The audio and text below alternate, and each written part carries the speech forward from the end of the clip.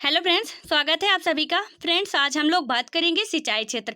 भारत में कौन कौन से सिंचाई क्षेत्र किस राज्य में है। मतलब कि आपसे प्रत्येक एग्जाम में मतलब एक दो क्वेश्चन पूछे ही जाते हैं इससे कि नहरों के द्वारा कौन सर्वाधिक किस राज्य में सिंचाई होती है, तालाबों के द्वारा सर्वाधिक किस राज्य में सिंचाई होती है, या नलकूपों ट्यूबवेल के द्वारा किस राज्य में सर्वाधिक सिंचाई होती है, या पूरे हमारे जो भी भारत है उसमें सर्वाधिक कितना क्षेत्रफल है जिसमें सिंचाई पर निर्भर है जो क्षेत्रफल।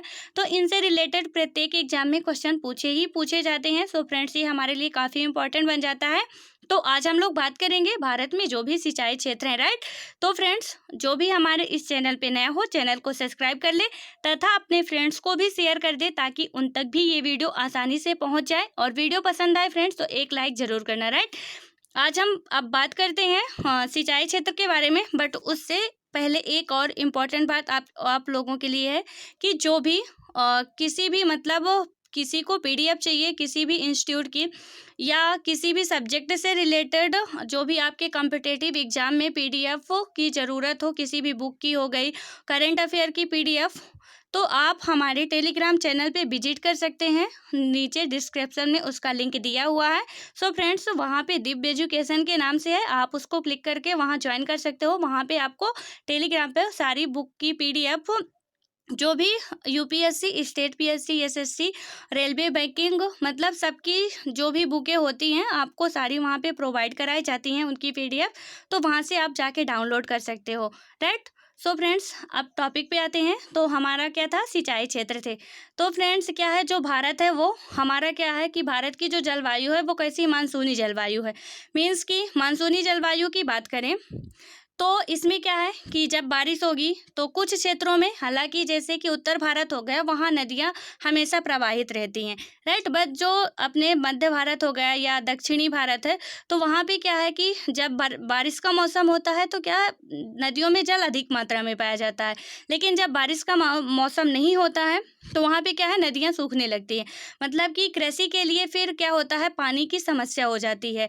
तो वहाँ पे उचित मात्रा में हमको क्या है, कृषि के लिए पानी उपलब्ध नहीं हो पाता है।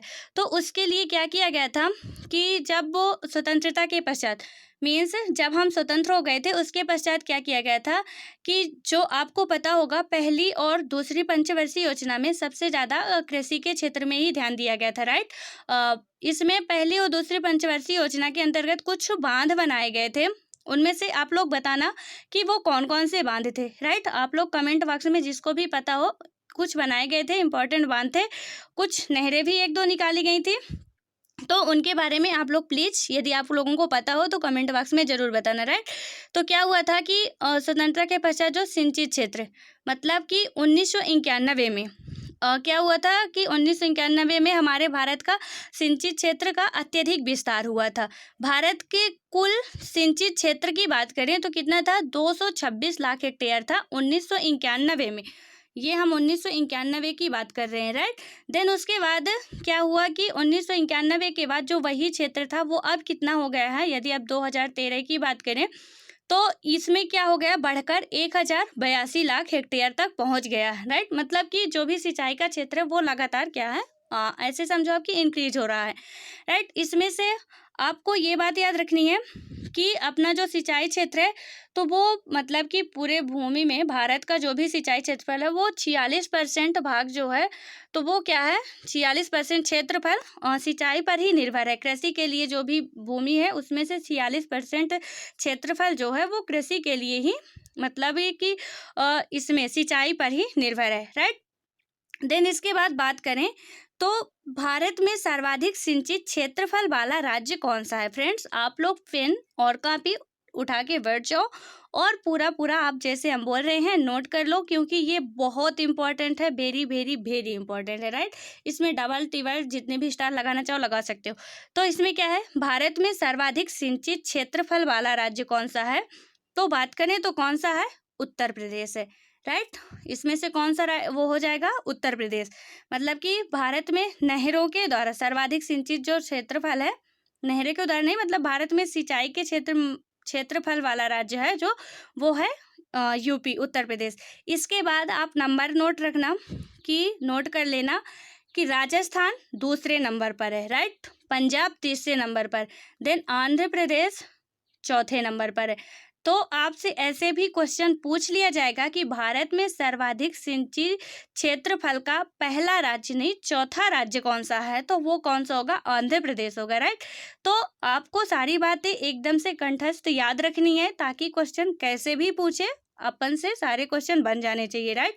तो पहला होगा यूपी, दूसरा राजस्थान, तीसरा पंजाब और चौथा आंध्र प्रदेश हो गया, राइट। देन नेक्स्ट की बात करें तो जो कुल क्षेत्रफल है, तो कुल क्षेत्रफल में प्रतिशत की दृष्टि से ये हम किस पे बात कर रहे हैं, वही 46% का जो बात की है उसी में से कुल क्षेत्रफल से प्रतिशत की दृष्टि से सर्वाधिक सिंचित राज्य की बात करें तो वो कौन सा है, पंजाब है, राइट। जो पंजाब यहाँ का, हाँ, ये जो भारत पंजाब हरियाणा वाला क्षेत्र था, यहाँ से ये यहाँ वाला, वो कौन सा था, जो पश्चिमी भारत का था। तो पंजाब सर्वाधिक सिंचित राज्य है, कितना है, 97% है, राइट। ये बात आप नोट कर लेना। देन उसके बाद आता है कि सर्वाधिक असिंचित क्षेत्रफल वाले दो राज्य क्रमशः हैं, तो कौन कौन से हैं, एक महाराष्ट्र है, एक राजस्थान है। इसमें से पहला होगा महाराष्ट्र, दूसरा होगा राजस्थान।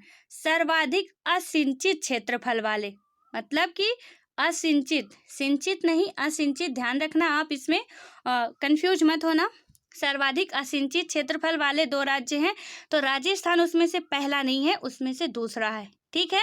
ये मत समझना वहाँ शुष्क क्षेत्र है तो वो पहला होगा, तो राजस्थान पहला नहीं है, दूसरा है। दूसरे महाराष्ट्र पहला है। पहला क्यों है, क्योंकि महाराष्ट्र का कुछ जो विदर्भ वाला क्षेत्र है तो वहाँ क्या है, वृष्टि छाया प्रदेश है, राइट। वहाँ पे ज़्यादा बारिश नहीं हो पाती है, जिस कारण से क्या है कि वहाँ पे सिंचाई करना मीन्स कि हाँ, वहाँ कृषि के लिए जो है पानी ज़्यादा उपलब्ध नहीं हो पाता है। तो जो भी सर्वाधिक असिंचित क्षेत्रफल वाले दो राज्य हैं वो कौन कौन से, महाराष्ट्र हो गया, एक राजस्थान हो गया, तो राजस्थान दूसरे नंबर पर है, राइट। देन नेक्स्ट की बात करें तो देश में कुल सिंचित क्षेत्र में नहरों, कुओं, नलकूपों व तालाबों का योगदान, मतलब कि जो हमारा देश है उसमें से क्या है कि हमारे देश में नहरों के द्वारा कितने प्रतिशत भाग पर सिंचाई की जाती है, देन कुओं के द्वारा, फिर नलकूपों या तालाबों के द्वारा कितने प्रतिशत पर सिंचाई की जाती है। तो सबसे ज़्यादा किसके द्वारा की जाती है, नलकूपों यानी कि पंप सेटों और कुओं के द्वारा सिंचाई की जाती है, राइट। अपने देश में कितना है वो 57% है, राइट। ये बात आप याद रखना, कितना है, 57% है, राइट। तो नलकूपों और पंप सेटों के द्वारा कितना हो गया, 57%। नहरों के द्वारा बात करें तो 32% है और तालाबों के द्वारा 6% है, राइट।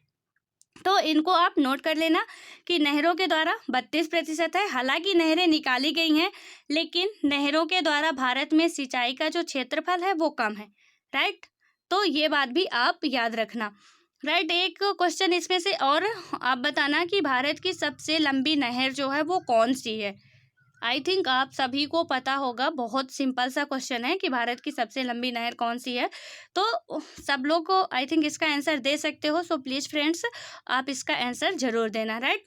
नेक्स्ट को टॉपिक की बात करें तो क्या है, शीर्ष 4 नहर सिंचित राज्य कौन कौन से है, मतलब कि नहरों के द्वारा जो भी कितना है 57% तो नहीं 32% था ना नहरों के द्वारा, उनमें से 4 राज्य ऐसे कौन से हैं जो सर्वाधिक नहरों के द्वारा सिंचित होते हैं।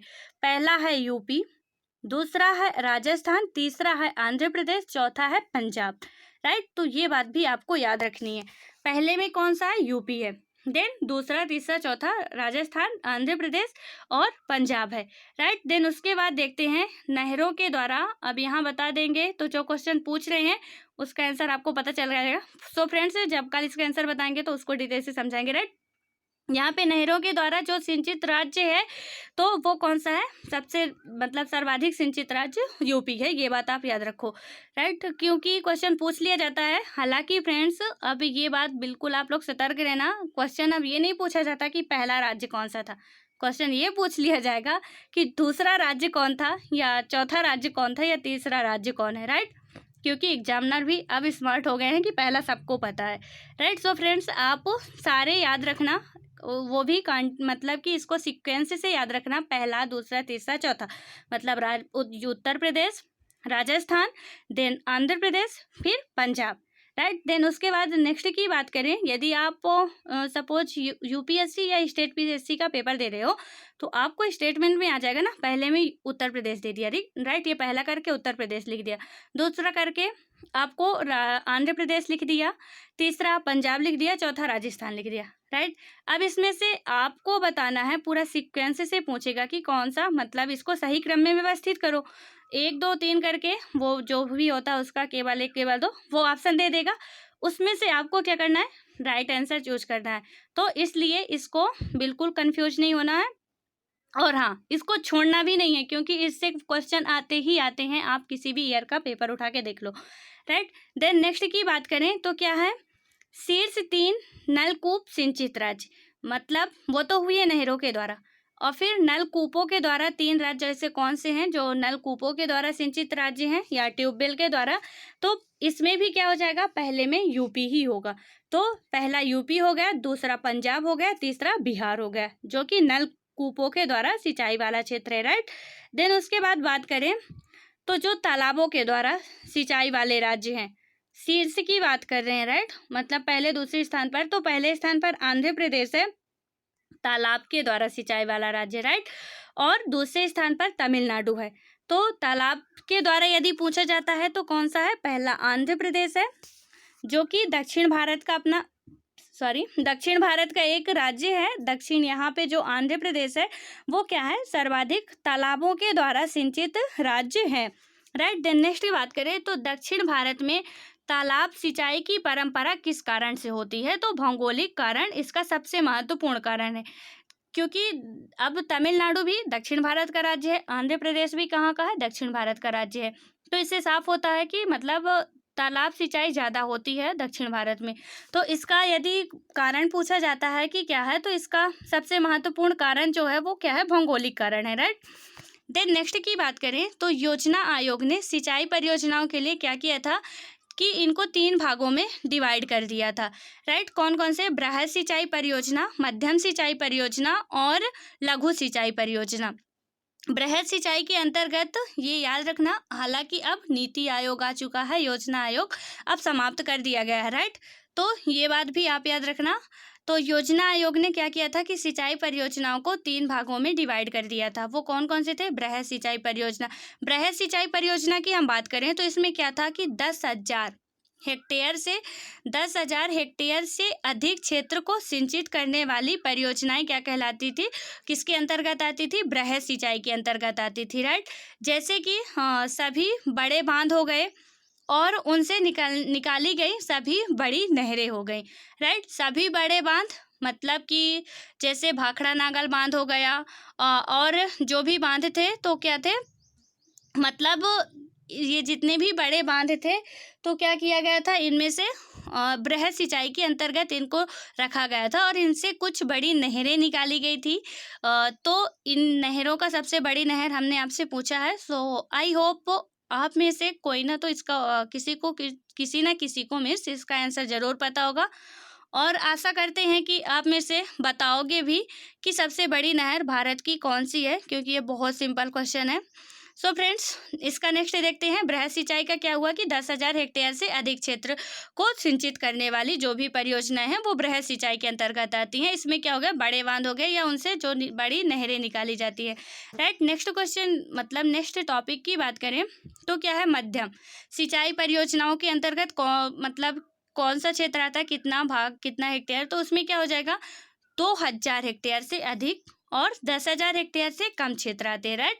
तो इसमें से एग्जाम्पल के लिए आप नोट कर लो, छोटी नहरें, बृहद सिंचाई में क्या था, बड़ी नहरें थी, लघु सिंचाई मध्यम सिंचाई में क्या है, 2,000 हेक्टेयर से अधिक है, राइट। यहाँ पे क्या होगा, 2,000 हेक्टेयर से अधिक, लेकिन 10,000 हेक्टेयर से कम होगा, और एग्जाम्पल की बात करें तो छोटी नहरें होगी, राइट। देन नेक्स्ट की बात करें, जो अपना लघु सिंचाई क्षेत्र था, मतलब लघु सिंचाई परियोजना के अंतर्गत जो क्षेत्र आता था उसमें से क्या था, 2,000 हेक्टेयर या उससे कम क्षेत्र आता है।